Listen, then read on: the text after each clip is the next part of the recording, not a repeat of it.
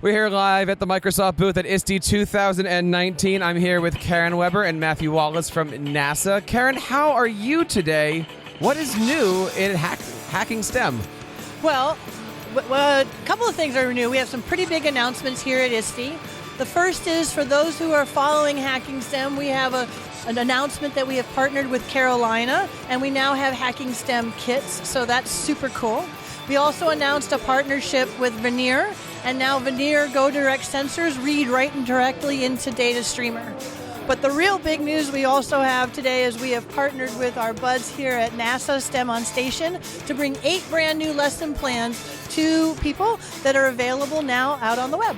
And Matt, welcome to ISTE. Welcome to a fantastic opportunity to interact with 20,000 teachers here. Talk to us about the partnership between Microsoft Education and NASA.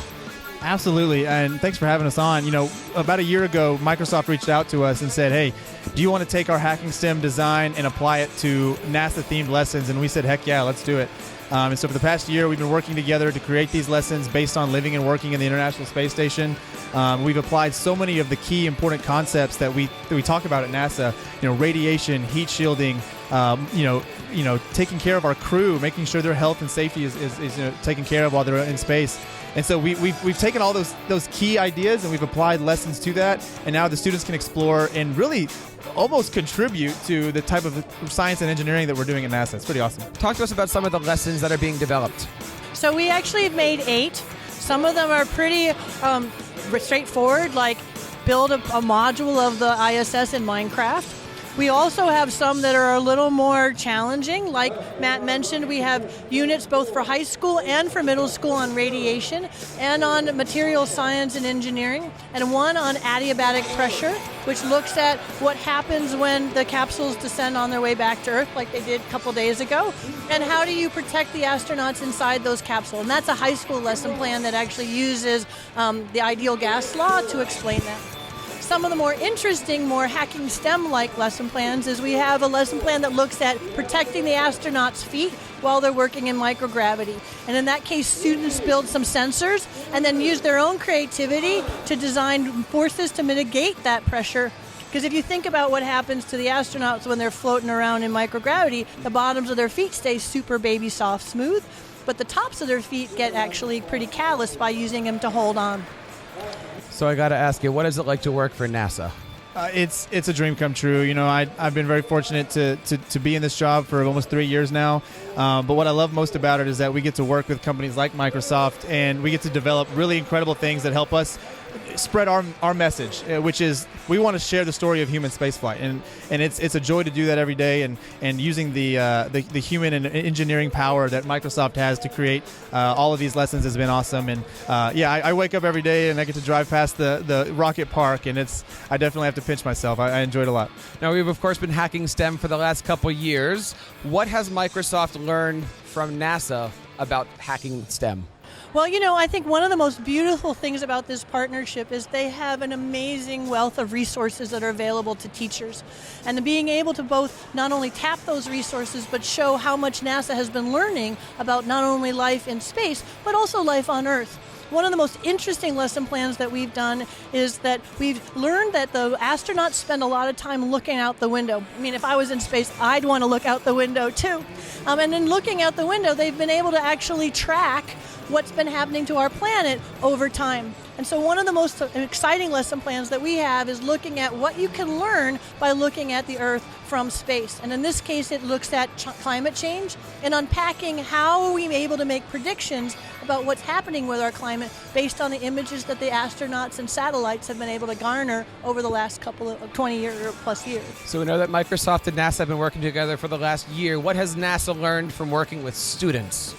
So NASA understands that the most important, especially the national STEM engagement, the most important people in our mission are the students. And we want to reach out to our teachers to make sure that they have the professional development that they need. But at the end of the day, the students are the future, right? And we want to get them excited, and they want to inspire the next generation of explorers because, you know, as soon as we have these, if the students of tomorrow aren't interested in space flight and space travel, then that's the end of our space program, and we don't want that. And so we want to make sure that these kids get inspired. And I tell you what, we have seen that with the lessons that we've developed here. We've seen that with all of the different types of content and programs that we have at NASA through the Office of NASA STEM Engagement.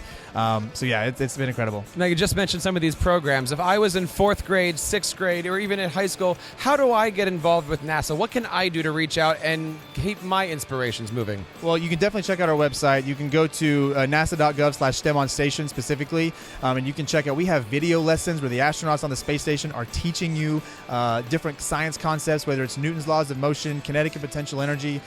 You can get if you're a teacher, you want to get your students involved in that, go to our website, and we have all those resources there.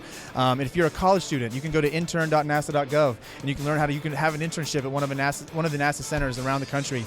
If you are a high school student, we have aerospace scholars, different programs like that around different states where you can go on site at a NASA center and help plan a lunar or Mars mission. It just goes on and on. Name the rover. Exactly, or name the rover. That just came out recently. So so many different exciting things, and it starts there at the NASA Education website, and please go check that out. Now, Karon, if I was a parent of a young child and I wanted to get my kids involved in hacking STEM, what could I do and where could I go? Well, the first thing is you can always go to the Hacking STEM website, aka.ms/hackingstem. All the resources are there. They're free and they're available, and either a parent or a teacher or a student can use those.